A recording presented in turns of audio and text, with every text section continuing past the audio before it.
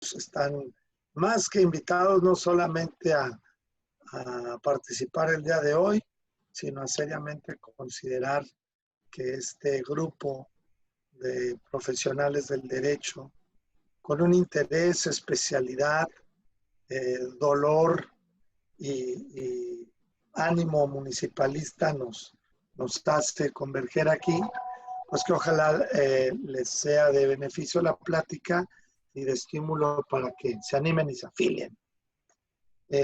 Sin más preámbulo, quiero presentar a uno de los, aquí se van a disculpar los otros presentados, pero Alejandro Zapata Pero Gordo y yo venimos en este tema municipalista con el riesgo que implica andar hablando de años, pero de hace ya más de 2 décadas. Y cuando él fue alcalde, presidente de la entonces AMAC, vicepresidente, que fui legislador, antes de ser legislador federal, él fue en la 56 legislatura y traía todo este bagaje de los cambios que empezamos a impulsar. En aquella muy valiosa década de los 90, fue una década muy importante que sentó bases ahora sí que sentó los colores de la bandera del municipalismo, para no entretenerme mucho. Y para mí, un abogado tan completo, legislador, ex senador, ahorita van a dar cuenta más amplia de su currículum, también en buena medida responsable de la reforma de derechos humanos cuando fue senador en el pasado, ahora sí que sexenio. No, bueno, es el antepasado ya, ¿no? Cuando Calderón, entiendo, 2011, pues tuvo la oportunidad de ser impulsor de esta temática que hoy nos va a platicar. Y este asunto del control difuso es un gran pendiente, un gran pendiente. Yo que he sido juzgador, se los digo, hay una renuencia, el operador jurídico prefiere que le venga de otro lado la llamada de atención, la jurisprudencia que le dice, mira, esto es inconstitucional. Y todavía hay mucha resistencia para hacer el control difuso en el momento, la inaplicación en los hechos. Y pues bueno, yo creo, o la interpretación pro homine, que con esa que se diera, yo creo que avanzaríamos mucho. Pero bueno, no me voy a meter al tema porque para ello está aquí con nosotros Alejandro Zapata Pero Gordo. Antes, Adrián. Gracias, muchas gracias. Si me lo permiten, bueno, pues voy a leer rápidamente si alcanzan a leer y ver en la pantalla la semblanza de nuestro ponente del día de hoy, un gran amigo y bueno, pues muy agradecido de poderte saludar, Alejandro. Licenciado en Derecho, estudió en la Universidad Autónoma de San Luis Potosí, de donde es originario y vecino. Se ha dedicado a la vida profesional y ha tenido diferentes cargos políticos. Fue secretario del ayuntamiento en su tierra, diputado federal en 2 ocasiones, senador de la República participando en la reforma humanista de la Constitución, junto con el senador Jesús Murillo Caram, que iniciaron la nueva ley de amparo. En el año del 97 fue presidente municipal de San Luis Potosí. En 1999 presidió la Asociación de Municipios de México, a la vez que fue nombrado miembro de la directiva del Instituto Universitario Latinoamericano, que agrupa a ciudades a nivel internacional. Constructor de la Asociación Nacional de Alcaldes, y bueno, pues ha escrito diversos ensayos en materia constitucional y municipalista. Entre otros, es coautor del libro Organización y Gestión Municipal. Muchas gracias, Alejandro. Adelante, los micrófonos son tuyos. Muchas gracias. Bueno, pues muy buenas tardes a todos ustedes. Les agradezco su interés y además de antemano su paciencia. El tema sobre el control difuso, bien lo dijo Juan Marco, no es sencillo, ha ido evolucionando. Y tampoco pretendo arribar a soluciones, sino simplemente estar llevando a cabo un estudio, un análisis donde podamos explorar las diversas alternativas que nos van a permitir hacer que vaya un mayor dinamismo en la aplicación del control difuso. la idea es tener prácticamente 4 aspectos a considerar. Primero es el concepto. Segundo, todos los antecedentes históricos que sobre el particular existen. Hacer un análisis jurídico sobre el control difuso y obviamente vinculado con el municipalismo. Y al final, pues tratar de arribar a algunas conclusiones. En principio, el concepto que más me pareció adecuado lo adopto de un libro que hizo la licenciada Laura Márquez Martínez en un concurso que se llevó a cabo en la Suprema Corte de Justicia de la Nación sobre el tema, y prácticamente dice que es, como definición, la facultad constitucional concede a los órganos revestidos de potestad jurisdiccional para revisar la constitucionalidad de las normas, haciendo prevalecer la Constitución y o convencionalidad sobre la ley y sobre cualquier otra norma de rango inferior. Sobre este particular aspecto, de acuerdo al sistema adoptado en México, el prevaleciente, la interpretación de la Constitución es de manera primigenia, le corresponde a la Suprema Corte de Justicia de la Nación. Y aunque existen algunos precedentes, la misma Suprema Corte de Justicia de la Nación no ha dado un criterio claro que defina lo que es el concepto de control difuso. Han dado bandazos, como lo vamos a ver más adelante, en diversos criterios que han sostenido, a veces de manera más flexible y otras completamente cerrado. Adicionalmente, pues habré de decir, y eso lo vamos a ver ahorita en los antecedentes, cómo nuestro sistema prevaleciente en México de interpretación de las normas ha sido completamente cerrado y en últimos años se ha abierto un poco hacia el control difuso, pero todavía de una manera muy tenue. Los antecedentes. A ver, yo quisiera, sobre este tema, podemos decir que la misma doctrina tiene centenas de años ya con una ideología que adopta el control difuso, pero también basado en una carencia de marcos jurídicos, no se podía poder decir que era completamente el control difuso, aunque ya se permeaba esa idea. ¿De dónde viene? Prácticamente podemos decir que cuando se empieza a consolidar, pues, tanto con toda la corriente francesa, que termina en 1781, siendo la declaratoria de los derechos del hombre y del ciudadano, aunque poco antes, basado en esa misma corriente, ya los norteamericanos habían hecho su movimiento y establecido su propia constitución. Vamos a ver más adelante cómo México también en algún momento adopta toda esa filosofía justnaturalista racional y lo pone en la Constitución. Pero ¿qué es lo que ocurre en ese sentido cuando se empieza a hablar sobre la supremacía constitucional? La experiencia norteamericana, prácticamente teniendo estados confederados, empiezan a tener problemas una vez que hacen su constitución por una razón muy sencilla. Los estados, haciendo uso de su soberanía, hacían constituciones que iban en contra de la Constitución nacional. Y por lo tanto, tuvieron que establecer la supremacía constitucional dentro de su pacto fundamental. Entonces, ya desde ahí se empezaba a dar la teoría de la supremacía constitucional frente a otro tipo de ordenamientos, que ese es el fundamento y la base, obviamente, del control difuso. Por otro lado, los parlamentos llegaron a tener una doble función. Por un lado eran legisladores, pero por otro lado también eran juzgadores. Allí era donde se hacía la parte jurisdiccional.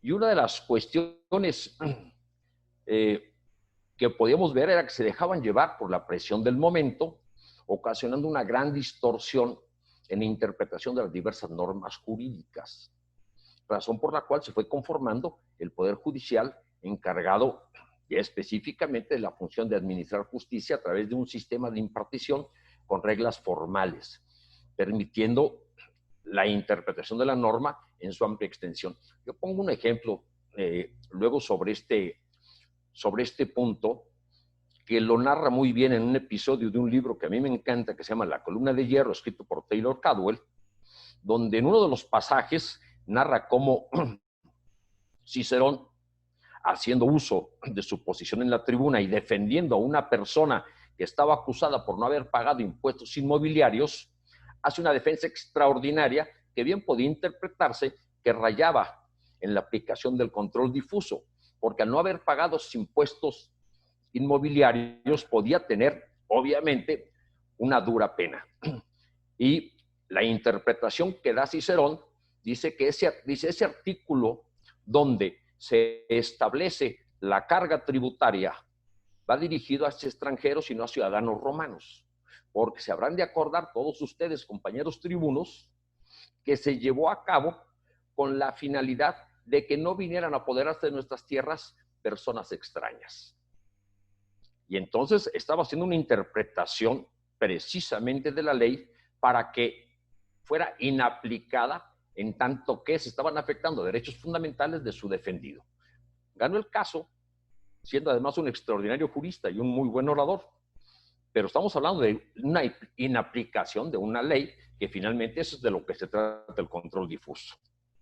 Por otro lado, también debemos observar cómo en México se dieron movimientos que eran con una tendencia en ese sentido, que no necesariamente eran jurisdiccionales, sino de acuerdo al contexto histórico, se fueron presentando de alguna manera que bien podía decirse que era la inaplicación de algunas leyes. Aquí en México lo que prevalecía, pues por supuesto, eran las leyes de Indias, por un lado, o en alguna época nos impusieron la Constitución de Cádiz. Pero no hay que olvidar, por ejemplo, los decretos de don Miguel Hidalgo y Costilla, en Guadalajara en 1810. Hace decretos y dice, queda abolida la esclavitud, y por supuesto algunos impuestos que consideraba que no eran justos. Estaba haciendo ya una declaratoria de aplicación de un control difuso, en tanto que estaba vulnerando derechos fundamentales de los habitantes de la Nueva España.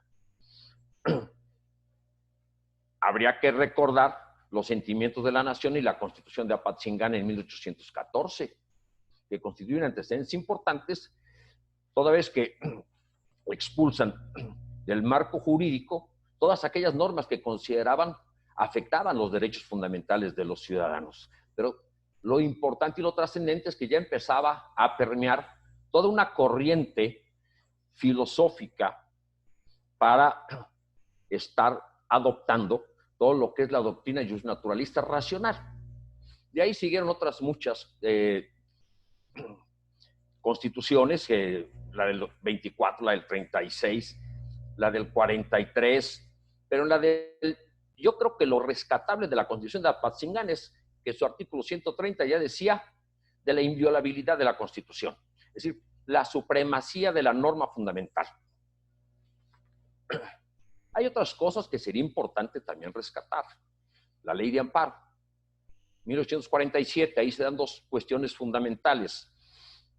Primero, Ponciano Arriaga, que después sería el padre de la Constitución del 57, junto con Vallarta, presenta como diputado local su ley de Procuraduría de Pobres, encaminada precisamente a salvaguardar los derechos fundamentales, sobre todo aquellos segmentos más desprotegidos. Pero por otro lado, también confluyeron como diputados federales tanto Manuel Crescencio Rejón como Mariano Otero.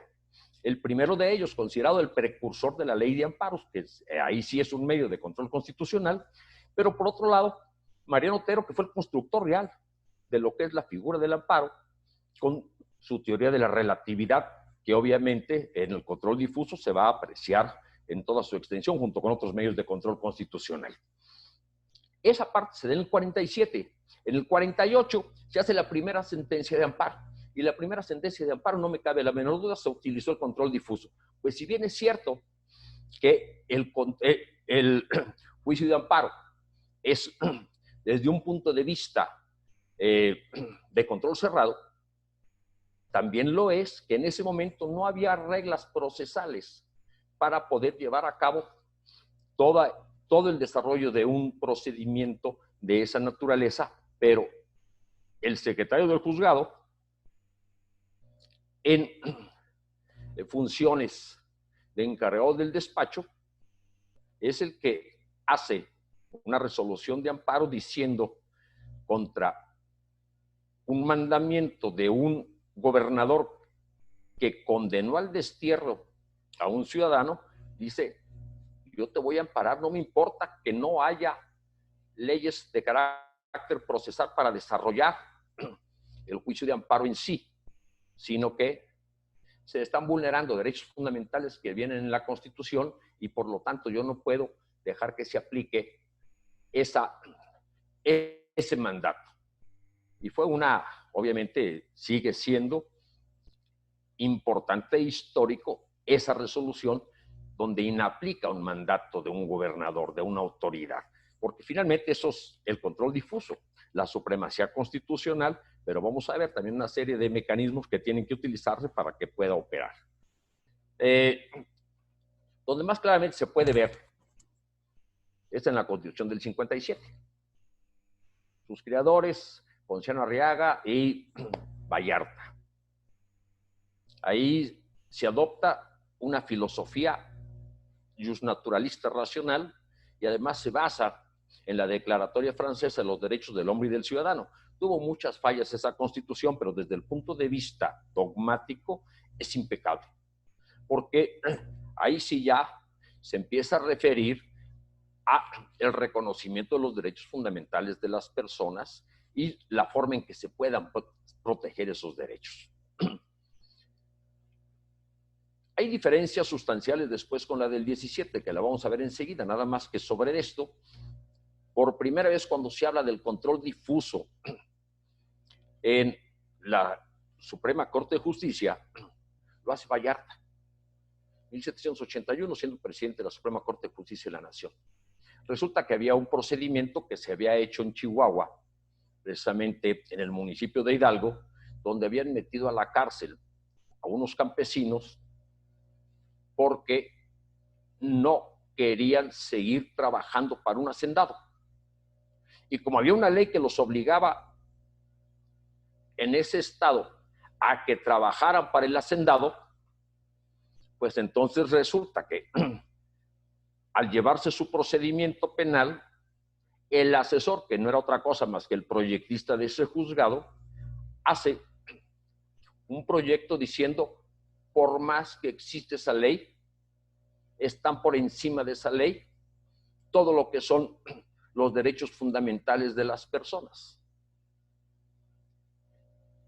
Y por ese procedimiento, al abogado que trabajaba en el juzgado, de nombre Jesús Prieto, lo metieron a la cárcel por no aplicar la ley local y lo empiezan a juzgar.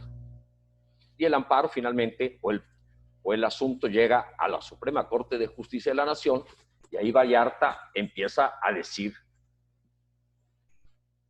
porque por supuesto la supremacía de la Constitución va por encima de cualquier otra legislación, por más que el sistema lo quisieran hacer de manera cerrada, porque no puede haber una ley secundaria por encima de la propia Constitución. De hecho, inclusive utiliza un latinajo en esa intervención, que además le dan la razón, dice, Judex non de legibus, sed secundo leyes judicare debet. El juez no debe juzgar de las leyes, sino conforme a las leyes. Estamos hablando de 1881. Ya se hablaba del control difuso y ya se estaba tratando de aplicar el control difuso. Por supuesto, en la Constitución del 57 también se había establecido la supremacía constitucional. ¿Qué pasa con la Constitución del 17? Y no podemos ignorar el contexto histórico. Y conste que todas las demás constituciones no hablaban del municipio. Se les olvidó por completo.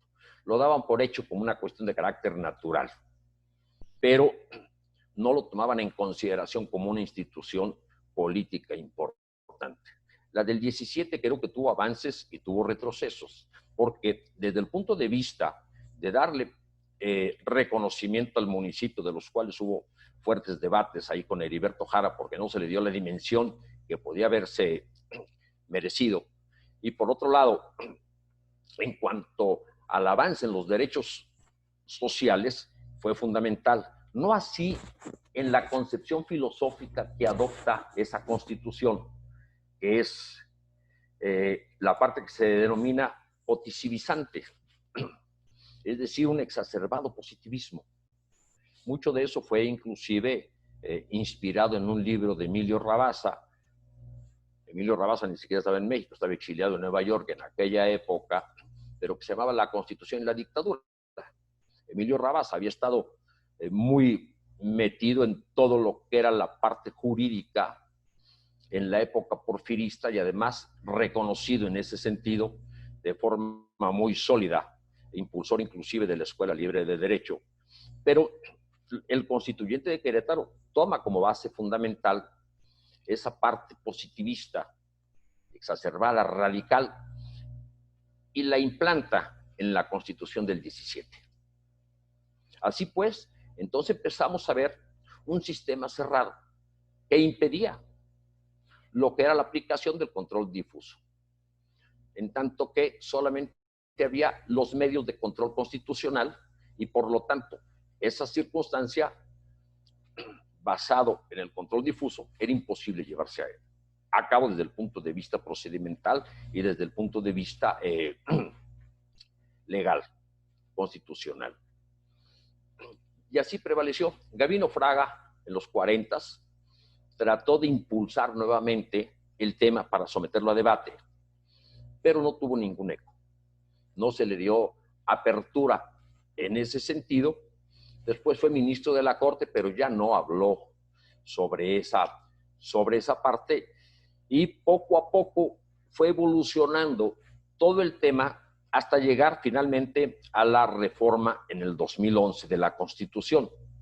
Claro, desde el punto de vista municipalista también se les había olvidado el municipio, y yo creo que de las reformas importantes se dieron en el 83, por un lado, y la reforma que patrocinó, además, con mucho mérito, con mucho talento y con extraordinaria visión, mi querido compañero Juan Marcos en 1999, para consolidar ya al municipio como un orden de gobierno, como una instancia que fuera importante, pero adicionalmente sobre eso también debemos hacer notar que del 83 al 99 hubo por ahí algunas pequeñas reformas. Creo que una de las más importantes era la reforma donde se hace una adecuación en el artículo 105 constitucional, en tanto que cuando se invadía la esfera municipal por órganos como el Congreso o el Ejecutivo, el municipio no tenía cómo defenderse. Y hubo varios antecedentes en ese sentido, algunos de ellos inclusive promovidos desde el Ayuntamiento de Tijuana, que Rubén Fernández seguramente y Juan Marcos participaron para ir cambiando esos criterios de la Corte, porque también decía la Corte que solamente podían hacer uso de los medios de control constitucional los poderes soberanos, que no eran más que tres: el judicial, el legislativo y el ejecutivo. Y los municipios no eran más que instancias de carácter administrativo que no estaban consideradas dentro de esos poderes y por lo tanto no podían defenderse cuando invadían su esfera municipal, o su esfera de competencia, perdón. Así nos vamos a la reforma al artículo 2011, que costó mucho tiempo y muchos debates para implementar lo que es el artículo primero, donde se retoma la filosofía justnaturalista racional para los efectos de que entonces se reconozcan los derechos fundamentales de las personas por la Constitución y que no sea la Constitución la que otorgue esas garantías, porque hay una serie de derechos que son inherentes a la persona humana y por ese simple hecho se tienen que defender, pues se hablan ya de principios universales. A partir de ese momento,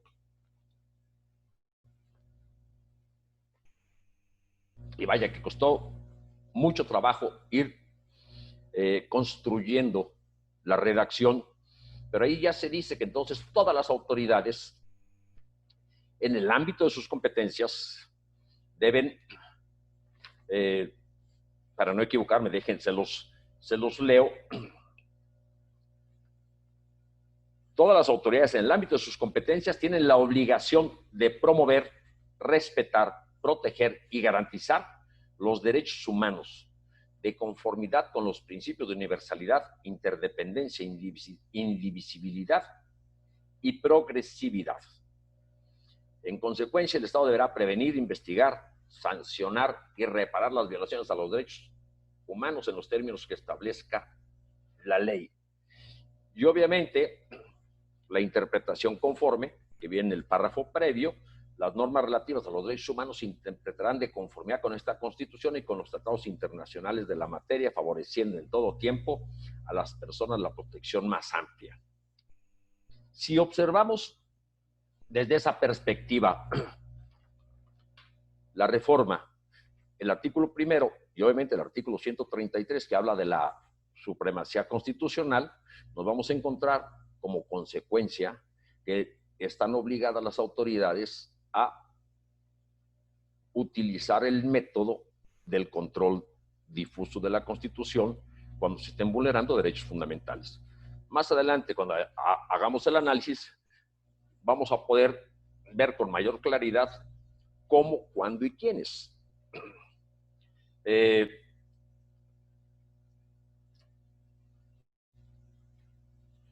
Hasta aquí yo quisiera pararle antes de entrar ya al análisis. No sé si alguien tenga algún comentario, alguna pregunta o alguna duda, y si no se lo puedo aclarar, les pido disculpas de antemano. Pero queríamos hacer esto un poco más dinámico y si les parece podemos dar, no sé, un máximo de 5 o 10 minutos antes de continuar con el análisis, porque el análisis ya viene un poquito más profundo, lo que es la aplicación del control difuso. Las personas que deseen hacer uso de la voz y intervenir, hacer consultas, por favor, a través del sistema pueden levantar la mano y en el orden en el que aparezcan aquí, pues se les irá concediendo la palabra. Y la petición es que no duremos más de 1 minuto haciendo la consulta o el comentario.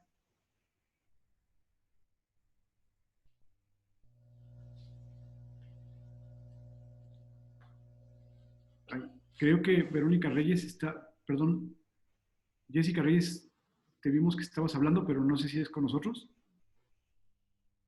Carlos Martín Gutiérrez, por favor. ¿Qué tal? Buenas tardes a todos y a todas. Don Alejandro, muchas gracias, felicidades. No, nada más, a mí me interesa mucho el tema y me gustaría saber tu opinión acerca de la obligación no solo de las autoridades jurisdiccionales, sino también de cualquier otro tipo, empezando por las administrativas, de llevar a cabo un control previo de convencionalidad o del bloque de constitucionalidad. Es decir, previo a la emisión del acto, necesario para incluso fundamentar y motivar la aplicación de una norma determinada en actos concretos de índole administrativo. Esa sería mi pregunta. Bueno, vamos a entrar al análisis, aunque dentro de lo que estás hablando, dentro de lo que más o menos entiendo, es un análisis previo para ver si se aplica o no se aplica determinada norma antes de emitir un acto por parte de una autoridad de carácter administrativo. Bueno, yo creo que es una obligación que tienen todas las autoridades de confrontar sus actos para que estén dentro del contexto constitucional. Pero puede haber infinidad de casos, como lo vamos a hacer visible ahorita en el análisis que vayamos entrando, que además, bueno, son aportaciones que nos van a permitir retroalimentarlos a todos, porque si bien es cierto que, como hemos dicho, tiene ya centenas de años, por otro lado, aquí lo estamos viendo casi de una manera innovadora, porque solamente habían existido algunos destellos sobre el particular. Si me permiten, voy a continuar entonces haciendo un análisis. Y discúlpenme por mis limitaciones en ese sentido, pero creo que nos puede servir para que muchos más puedan robustecer esta plática. Primero, vamos a hablar de lo que es el control constitucional. Y el control constitucional está ahora dándose, o cuando menos eso pensamos, en dos maneras. El control cerrado, que es a partir del juicio de amparo, acciones de inconstitucionalidad o controversias constitucionales. Y todo lo que es la interpretación de la propia Constitución está reservada a la Suprema Corte de Justicia de la Nación. Y ahora ya estamos observando que a raíz de la reforma del 2011 ya puede haber entonces un control de la Constitución, que es el difuso. Y por lo tanto, podemos hablar de que existe ya un sistema mixto que no se animan muchas autoridades a utilizar. Los teóricos en relación a esto, los estudiosos, pues dicen que no existen los sistemas de control puros, que hay un sistema semiconcentrado que adquiere tintes de control difuso y que radica en la protección de los derechos humanos. Vamos a ir viendo cómo está muy enfocado el control difuso a los derechos humanos. Ahora, ¿qué obliga a eso? Pues obliga a que todas las autoridades tienen que estar interpretando las normas y se diría confrontándolas con la Constitución. No es, y no lo definen como un medio per se que sea de control constitucional, sino hablan de un método, un sistema, porque no es una acción en sí. ¿A quiénes obliga? Pues de entrada obliga a todas las autoridades de acuerdo al artículo primero, pero si vemos el artículo 133, ahí habla de los jueces. Y entonces se dice, a ver, ¿cómo las autoridades administrativas, que era en parte la pregunta que se hacía, van a poder llevar a cabo la utilización del método del control difuso? Sobre todo porque la Suprema Corte de Justicia de la Nación no ha tenido criterios claros sobre ese aspecto. Solamente se ha referido también a la parte jurisdiccional. Y si bien los municipios tienen en ese sentido algunas cuestiones jurisdiccionales, en tanto que llevan procedimientos de carácter administrativo, o bien los jueces de barandilla que son materialmente, hacen labores jurisdiccionales, no hay una definición clara y concreta. Pero hay dos cosas que pueden observarse. La primera, lo evidente. Y entonces lo evidente, hay obligación de aplicar el control difuso, aunque no sea una autoridad de carácter jurisdiccional. Valga un ejemplo, y puede ser un ejemplo tonto porque no existe, pero un reglamento donde diga que en caso de que alguien cometa una infracción de tránsito, se hará acreedor a 20 azotes. Bueno, todos sabemos que están prohibidos por la Constitución ese tipo de penas. Entonces es evidente que ese tipo de norma no puede utilizarse. Se vio en múltiples ocasiones que sí se llegó a usar aún teniendo el sistema de control concentrado, como cuando se quita la pena de muerte en México, había todavía muchos códigos penales que seguían manteniendo la pena de muerte porque no habían adecuado su propia constitución. No habían adecuado su normatividad secundaria punitiva en relación a la Constitución. Pero ya no la aplicaron. Es decir, hacían uso del control difuso sin hacer declaratorias previas en ese sentido. Entonces, cuando hay cuestiones de carácter evidente, yo creo que ahí no hay ningún problema. Los problemas van a observarse cuando hay casos fáciles, sin previsto en la ley, o cuando hay casos difíciles, aquellos que no están previstos en la normatividad, pero que se presentan. El hecho es de que cambió un paradigma y entonces ya se aplica el derecho donde se cuestiona su constitucionalidad en base a 3 principios.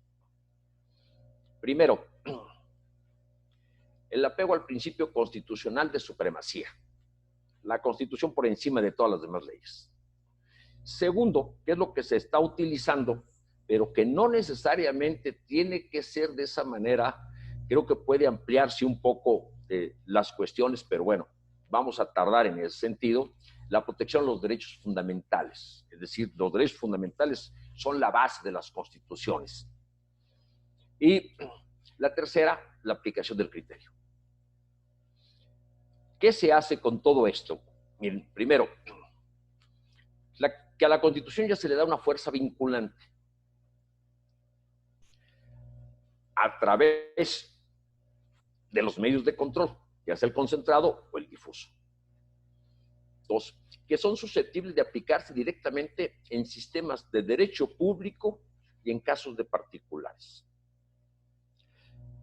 Existe ya obligación expresa a todos los servidores públicos de interpretar la Constitución bajo el principio pro homine o conforme.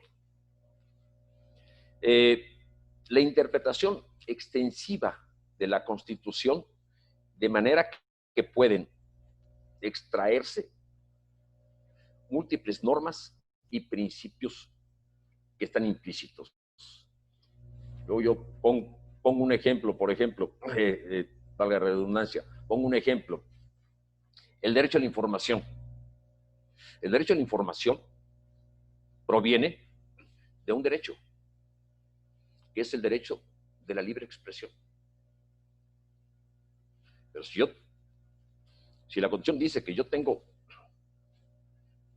la libertad para expresar mis ideas, lleva implícito que también tengo el derecho a estar informado. Ese era el debate cuando se hacía la ley de acceso a la información pública. Y así sucesivamente, como puede haber muchos más. Implica también un debate público, un debate político, que son las normas constitucionales contra políticas de gobierno. Rubén hizo un amparo en relación al plan de desarrollo, por considera que está al margen de la Constitución. Bueno, pues ahí estamos ya en el debate político. Disputas políticas entre diferentes órdenes de gobierno. Jueces y servidores públicos, que eso es uno de los grandes logros, pero que no se ha podido todavía obtener, están obligados a abrir criterios.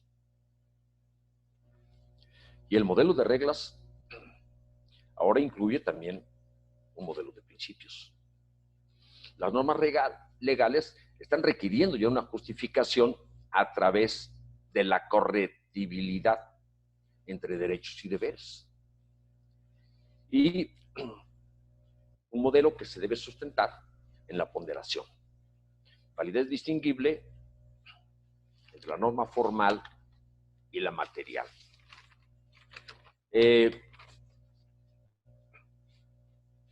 Todas estas cuestiones, y ya no quiero sobrepasarme del tiempo, han sido demasiado complejas para la propia Corte. Inclusive el ministro Gudiño Pelayo escribió hace tiempo un artículo al que denominó, siendo ministro de la Corte,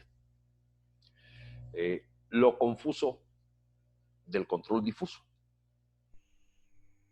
donde hablaba de la interpretación del artículo 133. Y el artículo 133, en ese sentido, establece la supremacía constitucional que tienen que aplicar los jueces. Estas reglas son dirigidas para las cuestiones de carácter jurisdiccional. Pero ya hay muchas autoridades que realizan actos jurisdiccionales, que es la segunda parte a la que yo me refería. Porque una cosa es lo evidente y otra cosa diferente es cuando se tiene que aplicar el control difuso cuando estás tú siendo juzgador. Y sobre todo que si va encaminado a derechos fundamentales, entonces traes una limitación que si hablamos de la autoridad municipal, puede costarle mayor trabajo en tanto que ahí no se le está vulnerando derechos fundamentales, es al individuo, a la persona, al particular, no a la autoridad. Pero en ocasiones la autoridad también se ve mermada, amarrada, y entran las cuestiones de interpretación. Y dejen darles dos ejemplos muy rápidos antes de terminar con esto. Hay muchos antecedentes de la Corte que dan bandazos, desde aquella que se hizo con la ley Radilla. En mi tierra, en San Luis Potosí, emitieron en la ley orgánica municipal, y creo que también estaba en la Constitución local, una disposición donde se establecía que en los ayuntamientos la minoría debía presentar una terna al cabildo al inicio de sus funciones para que de entre de esos tres el cabildo eligiera quién sería el contralor. Es decir, se le daba un derecho a una minoría dentro del cabildo. Y si no se alcanzaba la mayoría calificada, el presidente tenía que designarlo de entre esa terna. El Ayuntamiento de San Luis lo impugnó a través de la controversia constitucional y finalmente gana la controversia, establece la invalidez para el ayuntamiento, porque son efectos relativos para el ayuntamiento de ese artículo, y por lo tanto esa ley no opera para el municipio de San Luis. Y una de las quejas de la Corte es que entonces esos efectos relativos, donde declaran la invalidez de una disposición por estar contraria a la Constitución, sí opera para todos los demás, y por lo tanto hay dos leyes. Pero regresando al ejemplo, en San Luis Potosí ya no opera, pero para todos los demás sí. Y todos los demás dicen, ya no utilizo ese artículo porque la Corte lo declaró inválido y por lo tanto no le hago caso. Se está autoinaplicando una norma que está vigente para cualquier otro municipio, pero siendo una cuestión evidente, no lo aplica. Que es una de las reglas que también ha señalado la Corte. Dice, para aplicarlo hay que hacerlo de tres maneras. Primero, una interpretación cerrada. Segundo, una interpretación abierta. Dice, y si ninguna de las dos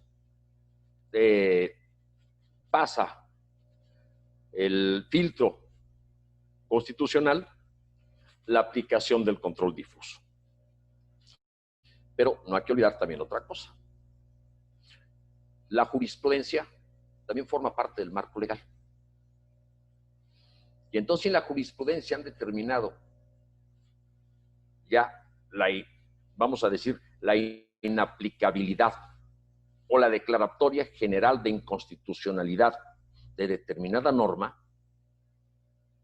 puede entrar también dentro del control concentrado y entonces puede ya no aplicarlo la propia autoridad.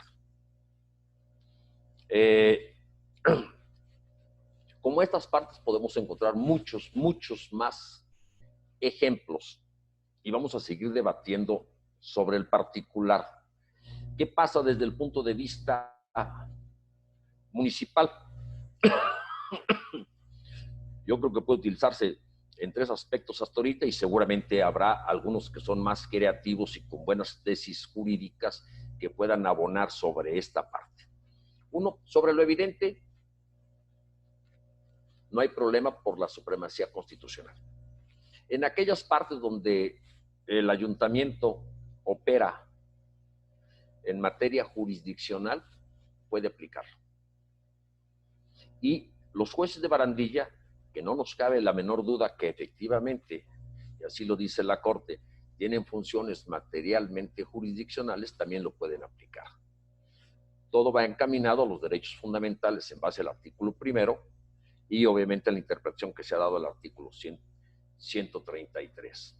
Yo hasta aquí dejaría la plática, hay mucho más por platicar, pero bueno, prefiero oír mejor sus comentarios para poder alimentar este intercambio jurídico en base al control difuso. Muchas gracias a todos por su atención y por aguantarme. Muchas gracias, don Alejandro. Muy amable. Bueno, pues los invitamos a todos a que participen. Si alguien tiene alguna pregunta, algún comentario que formular, este es el momento, preferentemente usando el mecanismo del sistema para levantar la mano.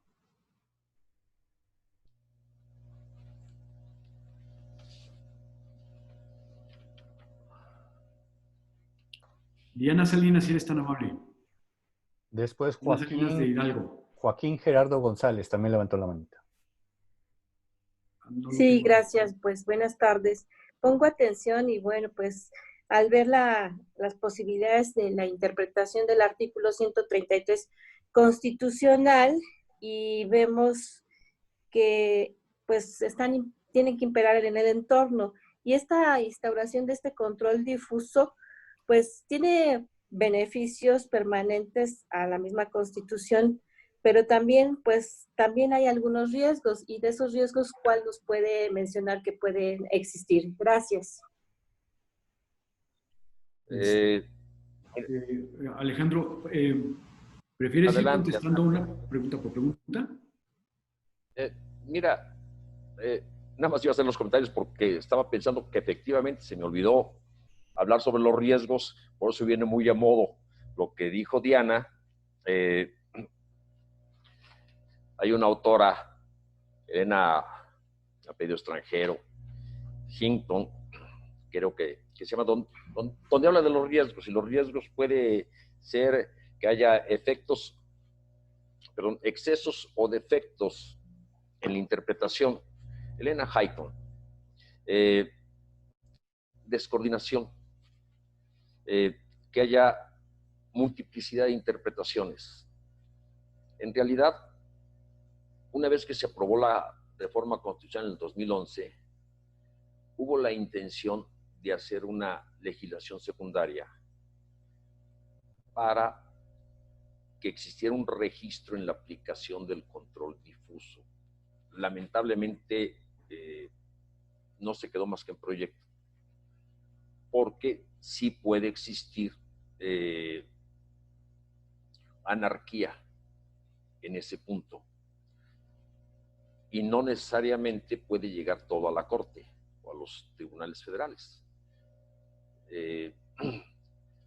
O por otro lado, hay mucho temor de los jueces de aplicar el control difuso y verse luego sobajado por los propios tribunales federales. Hay por ahí alguna tesis de los tribunales colegiados donde en un juicio de amparo, en revisión, le ordenan al juez del conocimiento o a la sala del fuero común del conocimiento la inaplicación de un artículo. Pero bueno, los riesgos que puede ser, yo creo que puede ser esa descoordinación, multiplicidad de interpretaciones, o que haya un abuso por exceso o defecto en la interpretación de la propia Constitución frente a la norma. Gracias Alejandro. Juan Marcos Gutiérrez, por favor, y luego Adrián, me indicas, por favor, quién tenía la mano levantada, y después Jaime de la Garza. Adelante, Juan Marcos.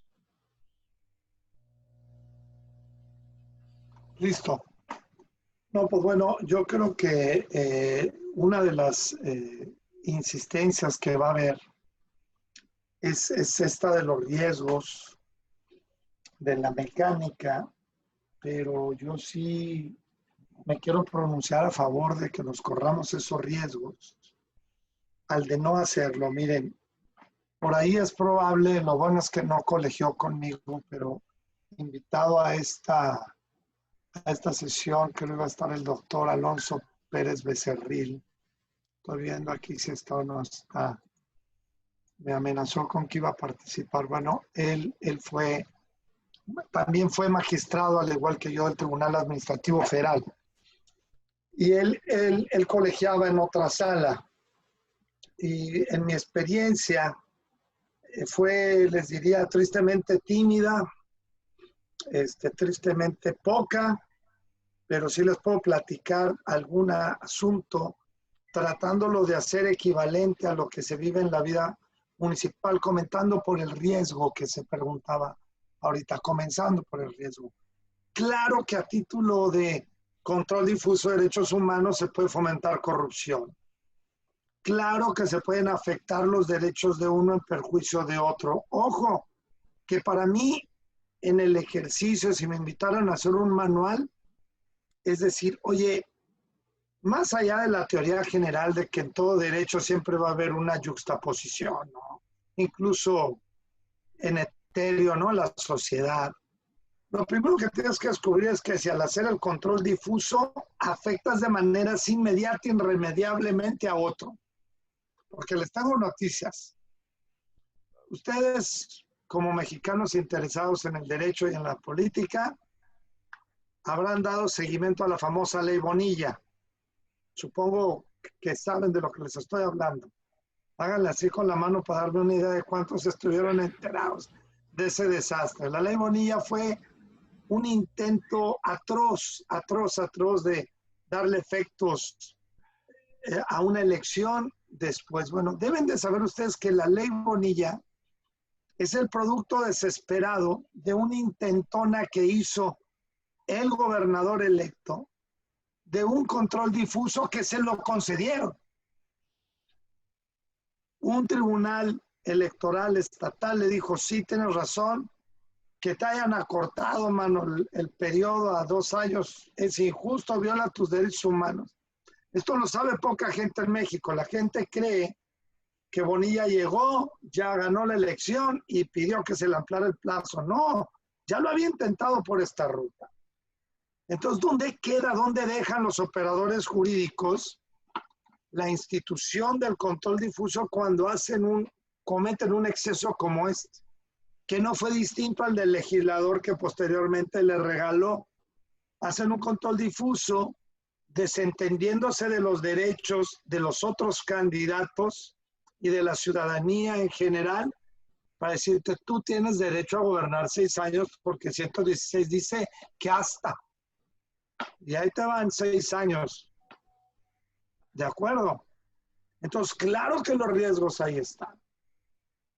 Pero pues mientras haya una segunda instancia para controlar ese control, pues yo creo que no hay mucho problema en corrernos esos riesgos. Pero ¿dónde nos deja el no hacerlo? ¿Dónde nos deja el no hacerlo? ¿Verdad? Ahora bien, ¿va a utilizar el operador jurídico municipal ahí en la barandilla un criterio para desentenderse de los reglamentos? No. ¿Va a estar inaplicando y desaplicando normas si son? Tampoco.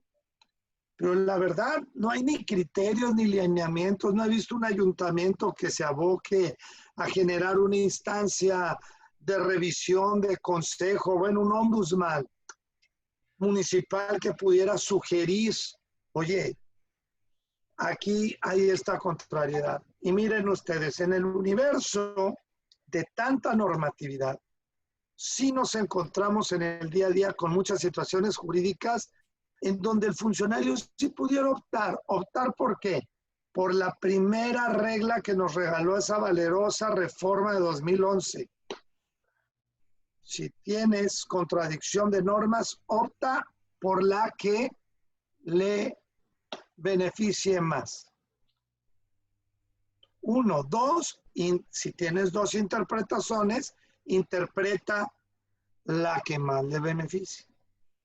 Esas dos pizquitas de control difuso con que se practicara, ya no les estoy hablando de la inaplicación, es de la aplicación, pero con interpretaciones pro homine, o cuando hay dos normas, que las hay mucho en los municipios.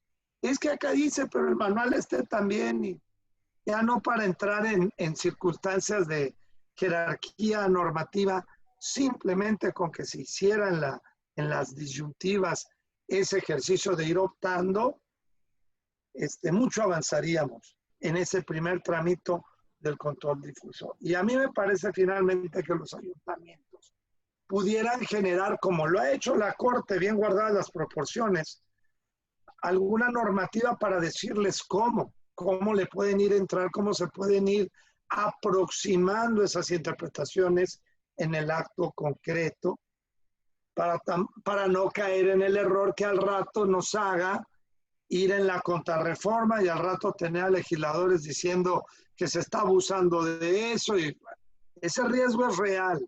Y ya les platiqué un ejemplo terrible, ¿no? Pero por otro lado, les puedo platicar algún ejemplo, si más al rato hay chance, porque ya me robé el micrófono, un ejemplo concreto de control difuso con interpretación preferente, con interpretación pro homine, que resuelve muchas cosas. Le puede resolver la vida a muchas gentes sin afectar el interés público, sin afectar a derechos de terceros. Me cae.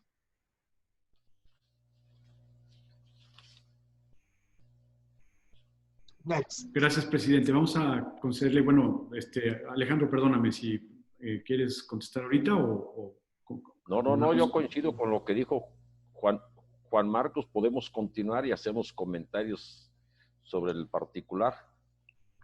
Ok, entonces hay dos intervenciones ahorita de Joaquín Gerardo González y después de Jaime de la Garza. Buenas tardes, un saludo a todos. Licenciado Zapata, una pregunta. En la reforma del 2011 sobre derechos humanos, ¿dónde quedan los particulares? Porque el artículo habla sobre la autoridad, todas las autoridades en el ámbito de sus competencias, etcétera. Pero evidentemente también puede haber y hay violación de particulares en los derechos humanos. He leído por ahí artículos, pero me gustaría escuchar su opinión, licenciado. Muchas gracias por el espacio. Y Jaime de la Garza, la persona que intervino es Joaquín Gerardo González. Alejandro. Y ahora Jaime de la Garza y después le concedemos la palabra al ponente. Qué amable, muchas gracias, Adrián. Bueno, primero me disculpo por tanto movimiento en mi backstage porque estoy en el celular cerca de la playa en La Paz, donde me vine a trabajar. Pero en lo relacionado al tema, tengo dos comentarios que me gustaría compartir con ustedes. El primero es que la aplicación del control difuso obedece a ciertas limitantes, pero también supone un conflicto de contradicción constitucional muy interesante. Las limitantes se advierte que al momento de aplicar el control difuso se prefieren los derechos inherentes al hombre y entonces sucede que en la forma en la que textualmente se cita, se advierte que esto debe de ser bajo los principios de universalidad, interdependencia, indivisibilidad y progresividad. Estas consideraciones son las que generan una limitación concreta a la forma en la que debiera de aplicarse el control difuso. Pero luego sucede una contradicción muy interesante, es decir, la tesis histórica que advierte la interpretación del 133, y me refiero yo a la tesis de la Corte, que señala que cuando existe un enfrentamiento entre las convenciones internacionales, la Constitución, las legislaciones federales, se debe de guardar una prelación en la aplicación de estas normas porque esencialmente la norma convencional sustenta su valor principalmente en la propia Constitución, que es la que la reconoce. Pero cuando nos remitimos al artículo primero, la advertencia respecto del deber de garantizar, promover y aplicar estos derechos inherentes al hombre parece entonces separarse un poco de este mandamiento jurisdiccional o jurisprudencial, mejor dicho, enfrentándose con el 133. Es decir, el 133 dice que la norma máxima habla de la convencionalidad y de la Constitución, pero la interpretación jurisprudencial dice que cuando haya un enfrentamiento debemos de someternos principalmente a lo que se reconoce por la Constitución. Sin embargo, es mi parecer que en el tercer párrafo del artículo 1 de la Constitución se abre un espacio competencial muy interesante. Yo he platicado este tema en otras ocasiones cuando ha habido oportunidad, que advierte que jurisdiccionalmente la autoridad puede recurrir a esos derechos inherentes del hombre de manera convencional, inclusive, en mi humilde opinión, por encima de la parte que su jurisdicción o competencia queda redactada en las normas secundarias. Entonces, esos son mis dos comentarios. El primero de ellos es en lo relacionado a las limitaciones del control difuso. Existe una limitación, o dos. La primera de ellas, apegarse a las características que deben de sostenerse en estos derechos inherentes: universalidad, interdependencia, indivisibilidad y progresividad. Y luego, la contradicción con los criterios de interpretación de la Corte. Debo de sostener la propia Constitución, o dentro del ámbito de mi jurisdicción, al preferir estos derechos inherentes, debo de o puedo hacerme extensivo más allá de lo que la propia Constitución se señala. Por último, se me hace muy interesante también la pregunta que hizo, o el comentario que hizo el compañero Joaquín. Es decir, la Constitución hoy permite la oportunidad de promover un juicio de control constitucional en lo relacionado a los actos de particulares que tienen tintes de autoridad. Por ejemplo, la autoridad sanitaria de un hospital cuando aplica los reglamentos sanitarios, ¿no? Y bueno, es cuanto mi comentario, más con la intención de generar una duda y poder hacer una discusión interesante entre nosotros. Me despido humildemente. Muchas gracias, don Jaime. Gusto de saludarte. Adelante, Alejandro. A ver, yo creo que las tres intervenciones son muy interesantes y nutren mucho el debate. Lo que señala Juan Marcos, y seguramente Juan Marcos también trae por ahí muchas experiencias en cuanto a los riesgos que puede haber en lo que es la aplicación del método del control difuso.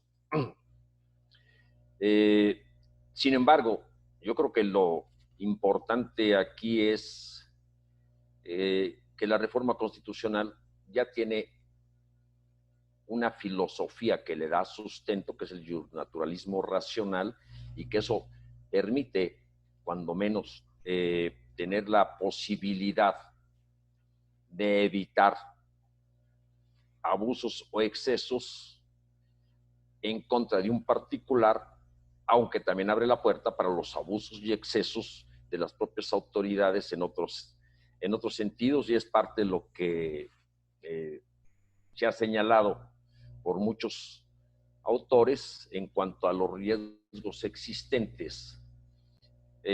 También hay sobre esto ya un diálogo entre la Constitución y el ciudadano, porque ahora le permiten al ciudadano también interpretar la propia Constitución y meterse a defender sus derechos.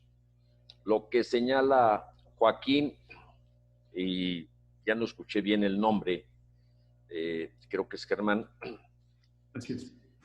En relación a las posibles contradicciones o limitantes. A ver, yo haría aquí también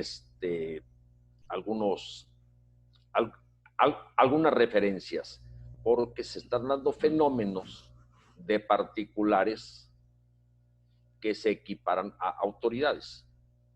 Inclusive la propia ley de amparo lo contempla, y cuando tuvimos muchas pláticas y debates con los ministros de la Corte en la construcción de la nueva ley de amparo, se hacía notar eso, porque entonces ya puede haber amparos en contra de particulares que actúan como autoridades.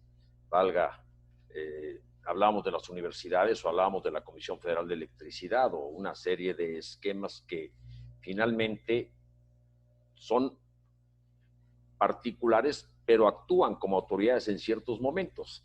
Así que la Constitución lo que establece es todas las autoridades, y no hace distinción entre lo que son particulares actuando como autoridades, porque finalmente en esas funciones también deben estar dentro del marco constitucional. Y todo lo que se refiere también a la parte de la supremacía constitucional y la convencionalidad, también está ya dentro de nuestro derecho por una razón que es importante. Primero, que los tratados internacionales que dan y otorgan derechos ya a los connacionales, a los habitantes del país, tienen sus propios tribunales y criterios que son aplicables aquí mismo como derecho positivo. Y por lo tanto, también están inmersos dentro de nuestro sistema jurídico para tomarse en consideración. Probablemente sobre estos puntos puede abrirse mucho más desde el aspecto de aplicación de esos tratados, de ese sistema convencional, pero que ya es muy común que se estén utilizando en los procedimientos de carácter jurisdiccional y se invoquen artículos de esa naturaleza e inclusive los criterios que derivan de esos tribunales, porque creo que es un punto toral en cuanto a la defensa de los derechos fundamentales. Así pues, creo que habría que complementar las interpretaciones, hacerlas más extensivas en ese sentido, para que se dé no solamente el control difuso, sino que se vaya mejorando la interpretación, aunque sea en temas de control cerrado. Sobre esto seguramente hay más especialistas en este foro que puedan aportar sobre el particular muchos comentarios. Yo creo que es un tema inacabado, porque la misma Corte ni siquiera ha podido consolidar sobre ese particular aspecto criterios específicos sobre de ellos. Los colegiados ya lo están haciendo de alguna manera, y además por ahí se empieza a construir si la aplicación tiene que ser en los procedimientos ex oficio o tiene que ser a petición de parte en muchas ocasiones. Y como bien decía también Juan Marcos hace rato, si no puede utilizarse rompiendo el equilibrio procesal cuando se están discutiendo cuestiones entre dos particulares dentro de un órgano jurisdiccional. Entonces yo creo que hay muchos aspectos que todavía falta de ir aterrizando. Yo lo quise enfocar hasta donde sea posible dentro de lo que es el ámbito municipal, pero ahí yo veo también muchas limitaciones porque el ámbito jurisdiccional municipalista no encuentra un gran mundo, por así decirlo, dentro de la aplicación del control difuso. Más bien lo estamos viendo en los órganos jurisdiccionales encargados generalmente de administrar justicia. Por último, diría, el control difuso solamente debe aplicarse a manera de excepción. Es decir, no es una regla general, sino tiene que ser de forma excepcional. Muchas gracias, Alejandro. Tiene la mano levantada Verónica Soto. Verónica, por favor, y después Juan Marcos Gutiérrez. ¿Qué tal? Buenas noches a todos. Bueno, pues la plática es todo sumamente interesante y nutrida y he tomado algunas notas y nada más como acotar un poquito y si está de acuerdo conmigo el licenciado. La dimensión de la cláusula de supremacía constitucional contenida en el artículo 133, para mí, digo, de una manera esquemática, debería de integrar 3 diferentes bloques competenciales. El bloque de constitucionalidad integrado por la Constitución, tratados internacionales en materia de derechos humanos, en un plano de igualdad, tratados internacionales y leyes federales de un nivel inferior, eso en un número 1. Como numeral 2, el ámbito estatal, como numeral 3, el ámbito general o de coordinación, integrado por aquellas normas que inciden y coexisten en los 3 niveles de gobierno.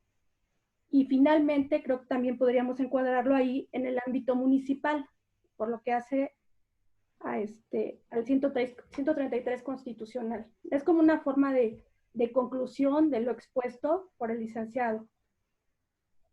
De igual manera, la primacía de los derechos humanos, a mi consideración, deberá operar bajo el principio pro persona, también como él lo mencionaba, buscando se apliquen normas que mejor beneficien la dignidad de las personas.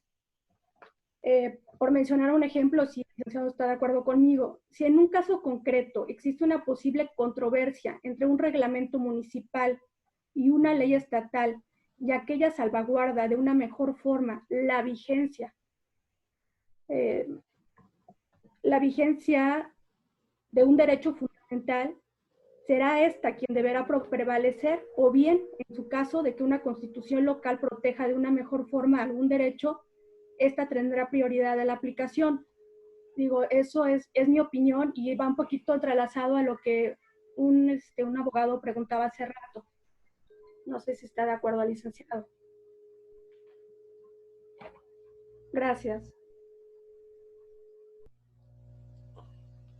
Gracias a ti, Verónica. Y ahora le pedimos que tiene la mano levantada Juan Marcos Gutiérrez y después Víctor Tobilla, por favor.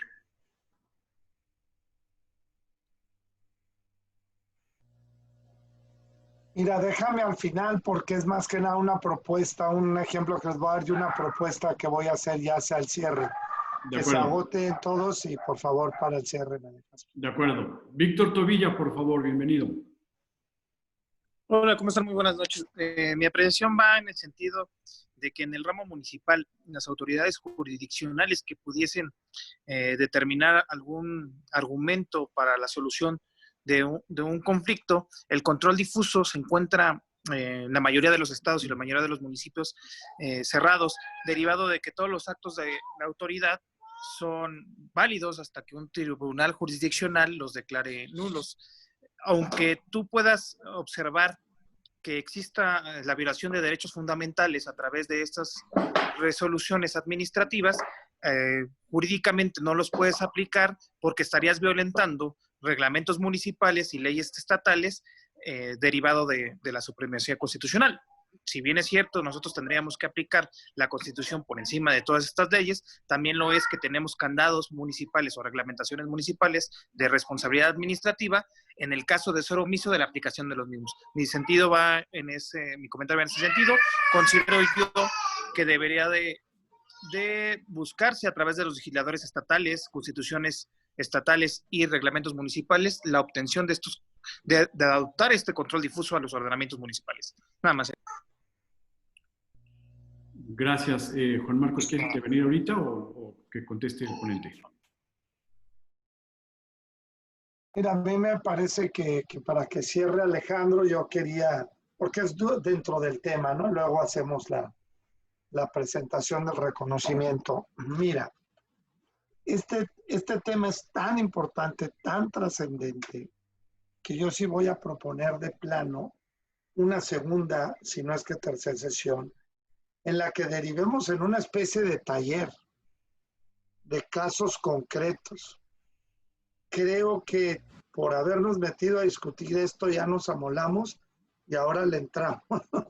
Tenemos la obligación como colegio de darle luz a nuestros miembros y a los ayuntamientos de cómo practicar, cómo pudiera ser en la práctica un control difuso a niveles, si se quiere, repito, de mera interpretación pro homine, ¿no? Yo difiero de los criterios que todo tenga que ser jurisdiccional. Creo que en el actuar diario de la resolución administrativa se puede dar, y así como lo ha hecho la Corte, que ha decantado jurisprudencia donde le ha dicho a los tribunales una mecánica que comienza de entrada por un gran análisis para saber si estás frente a un conflicto de derechos humanos reales o imposibilidades de otro tipo del ciudadano para cumplir.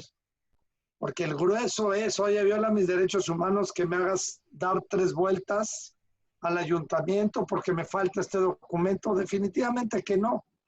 Yo creo que estamos hablando de otro tipo de cosas, y que bien este colegio pudiera, con todo el conocimiento y experiencia que entre sus miembros, construir casuística real o probable y hacer un taller y que derivemos en alguna especie de instructivo, manual, para empezar a influir a que se incurra en la práctica de la parte que puede ser, que repito, en mucho se avanzaría si lo intentáramos a nivel, más que de inaplicación de normas, de interpretaciones amplias y de disyuntivas pro homine. Dicho lo cual, les platico muy brevemente, nada más para que se den una idea de los absurdos en los que caemos en las zonas donde hay una gran cantidad de normatividad. Otro de los grandes aportes de la última década, las últimas 2 décadas, es la responsabilidad patrimonial del Estado, que es un tema del que hemos estado pendientes, todavía tenemos pendientes allá nuestro ponente. Tuve un caso siendo magistrado donde se demandó al SAT por unas mercancías perdidas en un embargo, en una confiscación arbitraria que obviamente se declaró nula.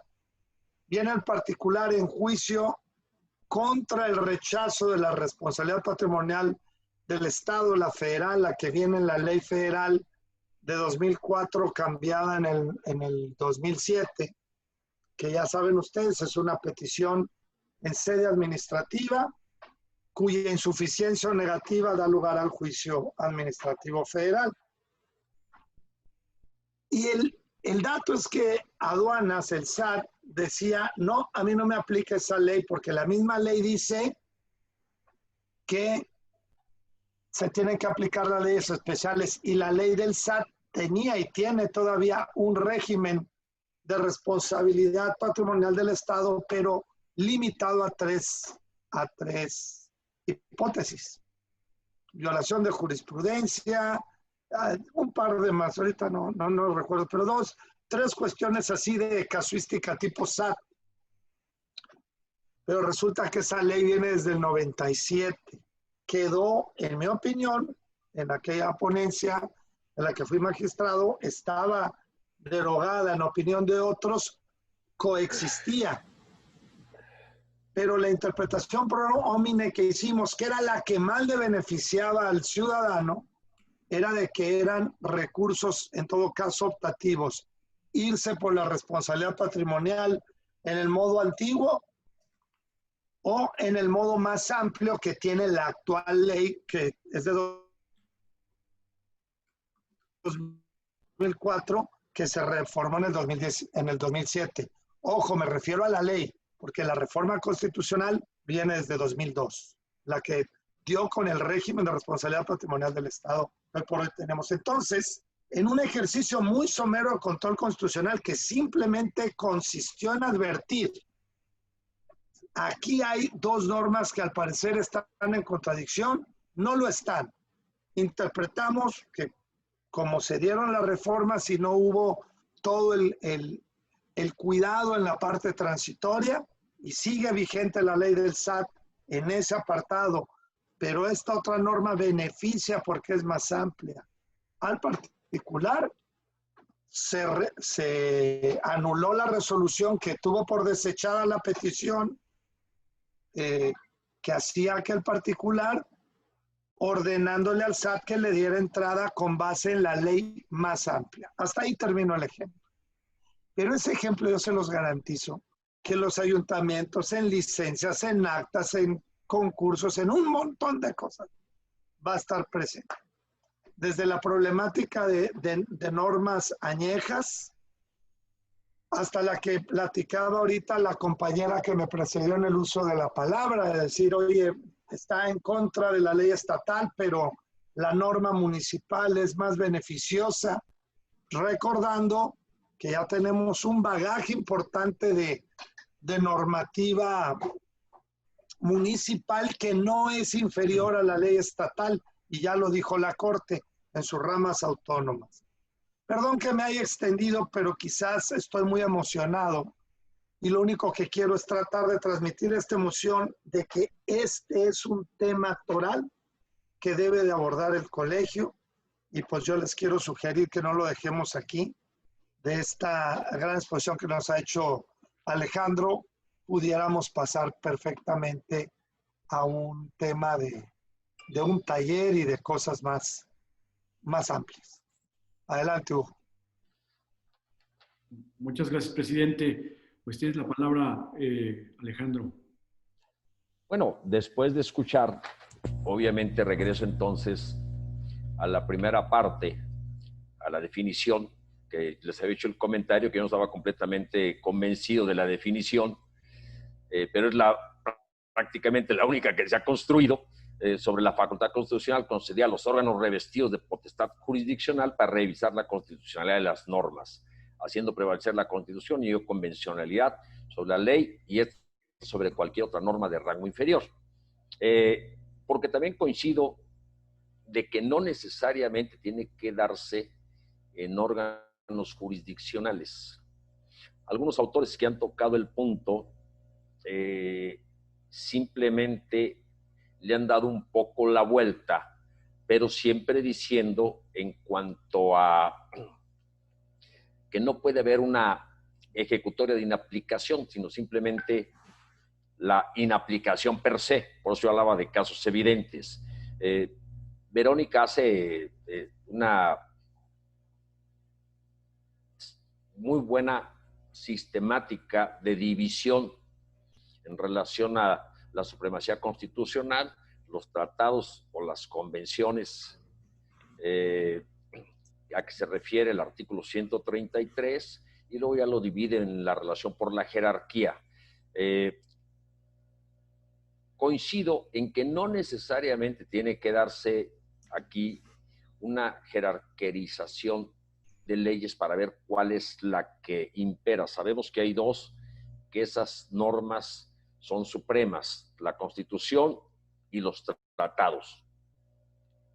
Pero en relación a la armonización que se refería a Víctor, que también complementa todo esto, pues es cualquier disposición que esté en contra de la Constitución o de los tratados, cuando entonces ya puede inaplicarse. También entiendo que tienen que darse los sistemas de interpretación cuando lo retoma en ese sentido Juan Marcos, porque hablábamos también de que tiene que abrirse el criterio del servidor público, que tiene que ponderar la Constitución frente a la norma, para ver si la norma, después de haberle hecho una interpretación, por así decir, estricta o abierta, aún así se encuentra al margen de la Constitución, entonces tiene que operar la inaplicación.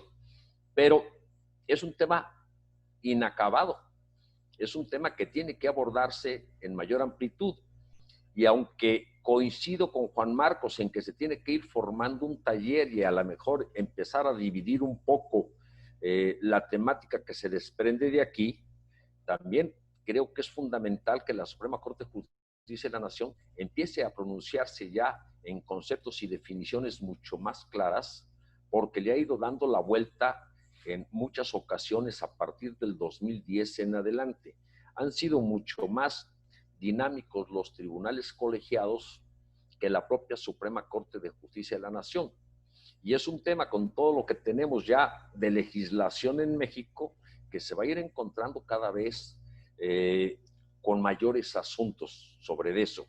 Algo que queda claro, y creo que ese es un punto toral que hemos estado platicando, es que la Constitución ya está para que se defienda, se reconozca, se garanticen y se preserven los derechos fundamentales a favor de las personas y de la sociedad. Y ahora lo que tenemos que hacer es que las autoridades se comporten a la altura de las circunstancias, y va a haber infinidad de casos en ese sentido, y todos tenemos experiencias sobre el particular aspecto. Así que yo diría, pues, ojalá y se puedan hacer los el taller que habla Juan Marcos e irlo vinculando mucho más con la autoridad primaria, que es el propio municipio, es el propio ayuntamiento.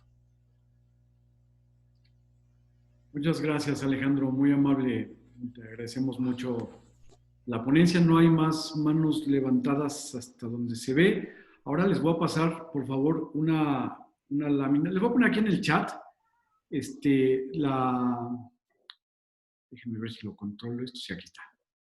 La liga a donde pueden escribir su valoración de la reunión de esta tarde y además hacer preguntas adicionales, si ustedes gustan, que se las haremos llegar al licenciado Zapata Pero Gordo, con la oferta de que las publicaremos, las mismas preguntas con las respuestas, en los próximos días. A ver, déjenme nada más tener listo yo esto aquí.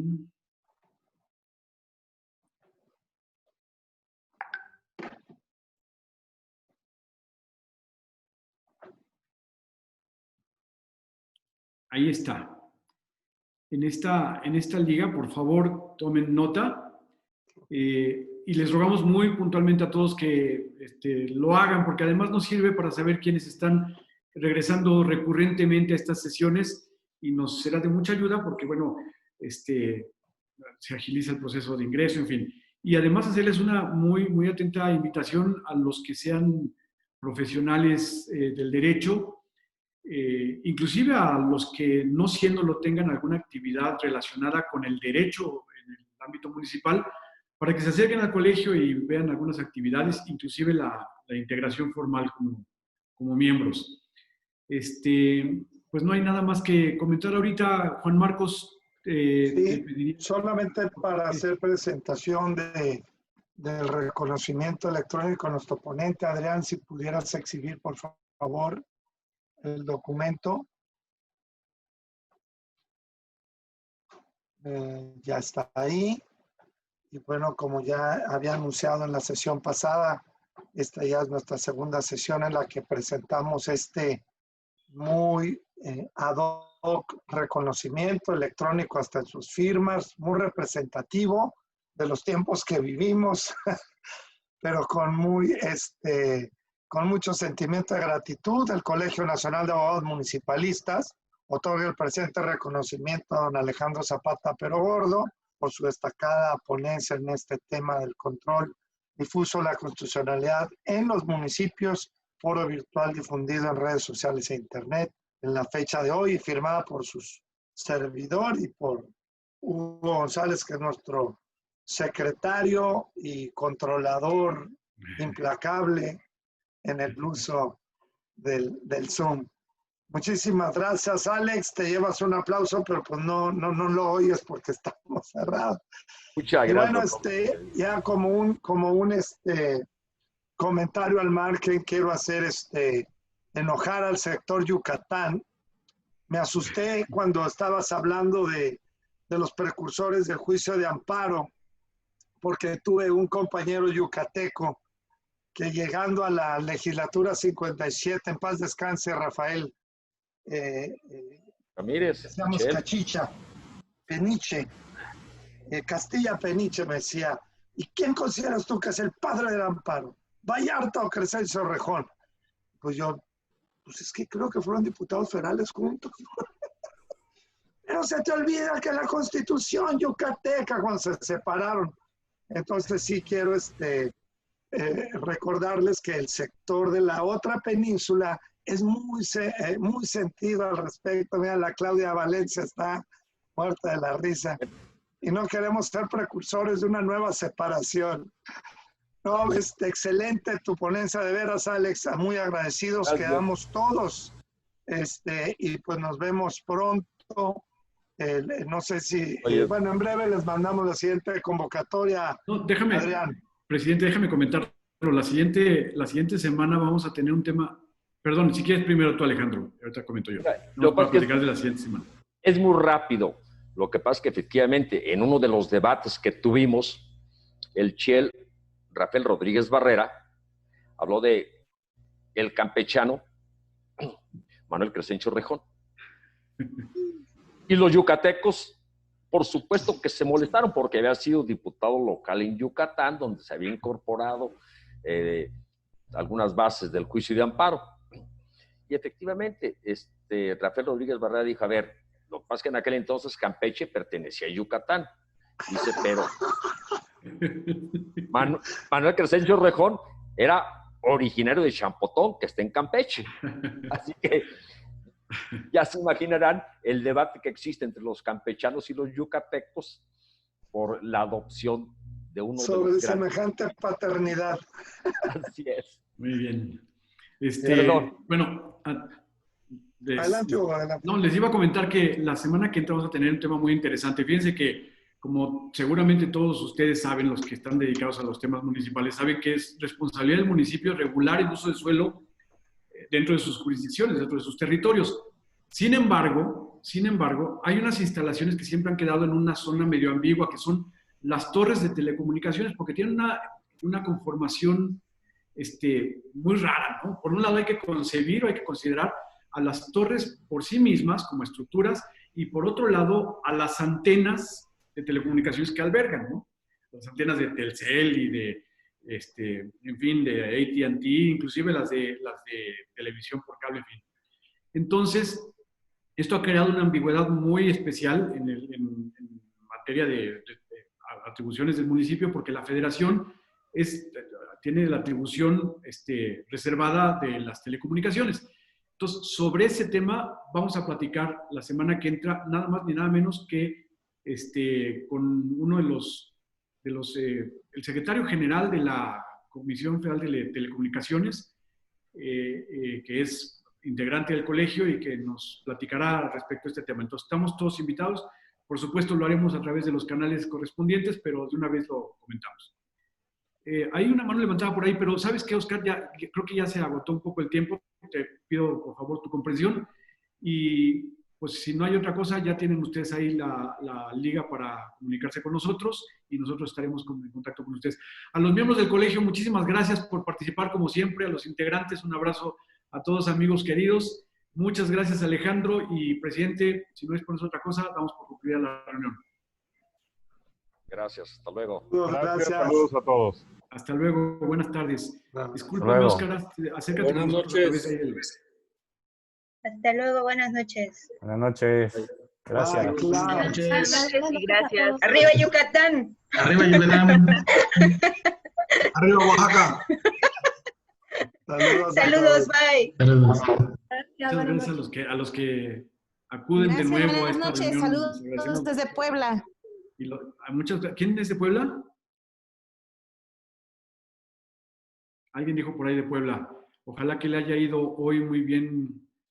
Bueno, no nos fue a nadie bien con el temblor, pero bueno, que estemos al salvo todos, ¿no? Ahí en Puebla. Oaxaca. Mucho gusto, Néstor. Gracias por participar. Hasta luego, don Jorge. Y del Muchas Estado de gracias. México, como siempre. Bienvenida Buenas y noches. gracias, Jessica. Qué bueno verte de nuevo por acá. Y mantengan contacto. Los invitamos a que se integren al colegio.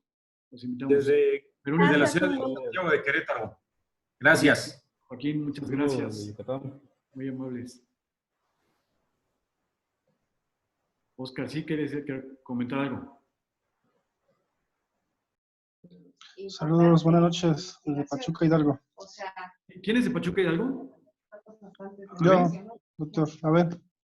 Abel, pues mira, ahí estamos mucho nosotros ahí en Pachuca. Claro. Tenemos Claro. algunos temas profesionales. allá. El nombre o a lo mejor Sí, claro, de hecho, el que me hizo favor de invitarme a las ponencias del colegio es un miembro, el maestro Jorge Armando Nazar Arteaga. También es de por allá, sí, por supuesto. Sí, por supuesto. Entonces, Buenas noches, saludos. Buenas noches, que les vaya muy bien a todos. Muchas Buenas gracias. noches, Hugo, gracias.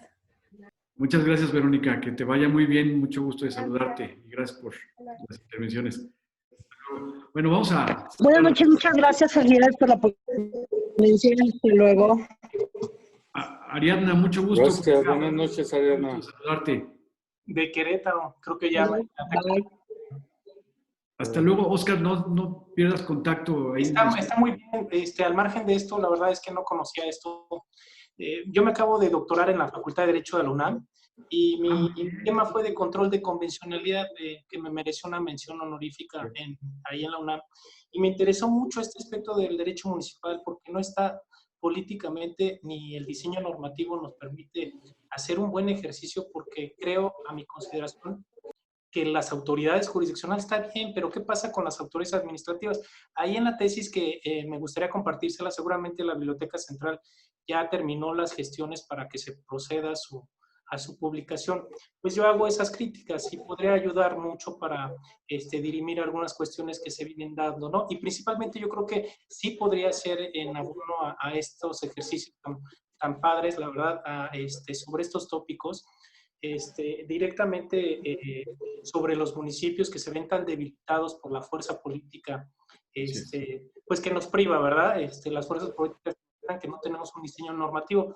Estaría bueno hacer una revisión de los mecanismos de control constitucional de todos los estados. Yo creo que aquí somos como de muchas entidades federativas que podríamos hacer esos mecanismos, porque hay cosas muy novedosas en realidad.